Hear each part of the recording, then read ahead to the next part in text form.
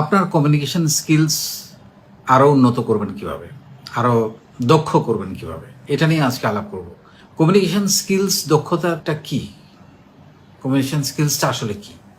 এটা হচ্ছে যে আপনি যেটা বলতে চাচ্ছেন, আরেকজনকে যেটা বোঝাতে চাচ্ছেন সেটা সঠিকভাবে বোঝাতে পারা, এবং অন্যের কাছ থেকে আপনি যেটা রিসিভ করছেন, শুনছেন, সেটাও সঠিকভাবে শোনা। সো বলা এবং শোনা দুইটাই কিন্তু কমিউনিকেশন।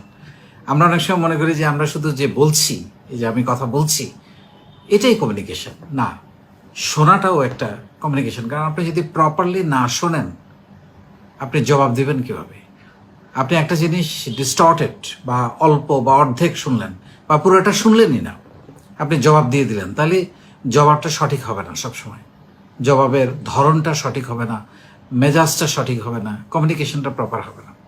সেই জন্য কমিউনিকেশন, আপনি যেই প্রফেশনে থাকেন না কেন, আপনি উদ্যোক্তা হন, চাকরিজীবী হন, বা যে কোনো প্রফেশনে আপনি থাকেন না কেন, যোগাযোগের দক্ষতা বা কমিউনিকেশন স্কিলস এটা খুবই খুবই গুরুত্বপূর্ণ একটা বিষয়, যেটা আপনার থাকা দরকার। অল্প কিছু অনুশীলন করেই কিন্তু আপনি আপনার কমিউনিকেশন স্কিলসটা বাড়াতে পারেন।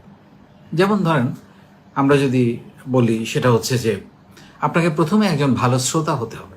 একটু আগে যেটা বলছিলাম, যে আপনি যদি যোগাযোগ করতে চান, আগে আপনাকে শুনতে হবে। শোনার মানসিক, আমরা না শুনতে চাই না, আমরা খুব আরেকজন কথা বলার মাঝখানে বাধা দিতে চেষ্টা করি, বা কথা বলার মাঝখানেই জবাব দিয়ে দিই। হয়তো শেষেরটা শুনলে জবাব দেওয়ার প্রয়োজন হতো না। সো শোনার দক্ষতাটা খুবই গুরুত্বপূর্ণ। প্রপারলি আপনাকে, you should be a good listener. এটাও একটা স্কিল, সফট স্কিলস। শোনার দক্ষতা, প্রপারলি পুরো জিনিসটা শুনতে হবে, তারপর আপনাকে বলতে হবে বা জবাব দিতে হবে। সো প্রথম কথা হচ্ছে, অন্যকে কথার মাঝখানে থামিয়ে দেওয়া যাবে না। এটা যেমন অভদ্রতা, তেমনি যোগাযোগটা বিচ্ছিন্ন করে, যোগাযোগটা নষ্ট করে।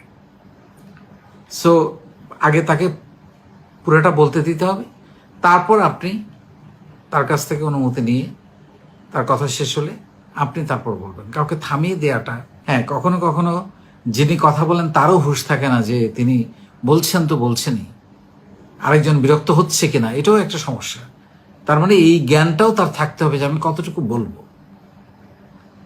হ্যাঁ, তারপরে হচ্ছে কথা বলার আগে একটু চিন্তা করে নেওয়া যে আমি কি কি বিষয়ে কথা বলবো, একটু গুছিয়ে নেওয়া, শব্দগুলো, বাক্যগুলো, পয়েন্টগুলো একটু নোট করে নেওয়া।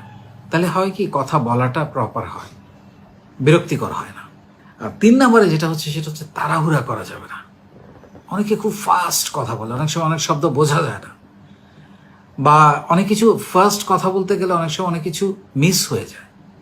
এটাও খুব সমস্যা।